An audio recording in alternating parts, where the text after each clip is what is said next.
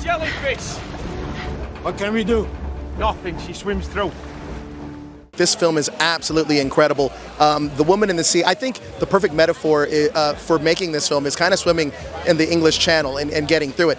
Talk to me about developing this movie. How long did it take to get off the ground?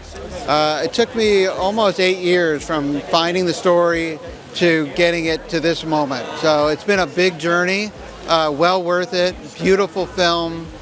Daisy Ridley is absolutely incredible, so we're so happy to be here. Now, Jerry said that you guys found this at a used bookstore and then fell in love with the script. Can you talk about first kind of pitching this movie to Jerry? Yeah, so I went in and, you know, Jerry's known for some very male-driven, explosive kind of film. And I said, I've got this movie about a young girl from New York who swims the English Channel.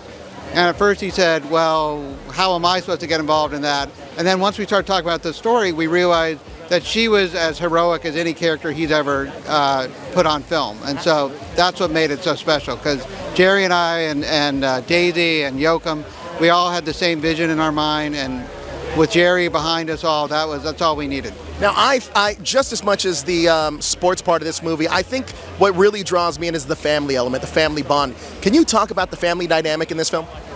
I mean, the family is what drew me into it when I read the novel by Glenn Stout, because even though she conquers this incredible, impossible thing, what she really does is sort of reconnect with her father, her sister, and her mother, and she sort of changes how everybody perceives somebody 100 years ago at a time when women were sort of told what they had to do, how they had to dress, who they were going to marry, all of these things, and women weren't even taught to swim.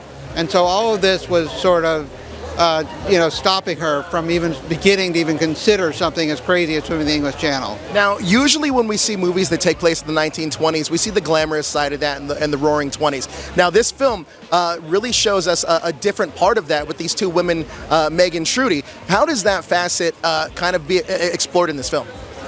I mean, it's an immigrant story. They were, German butcher family. So they came from very humble beginnings, and it was a beautiful way to sort of set her off on her journey, because it made it even all the more impossible what she actually accomplished. Well, thank you so much for your time. Much appreciated. Thank you. What do you mean? I'm going to swim the English Channel. No, I'm saying... I wasn't asking.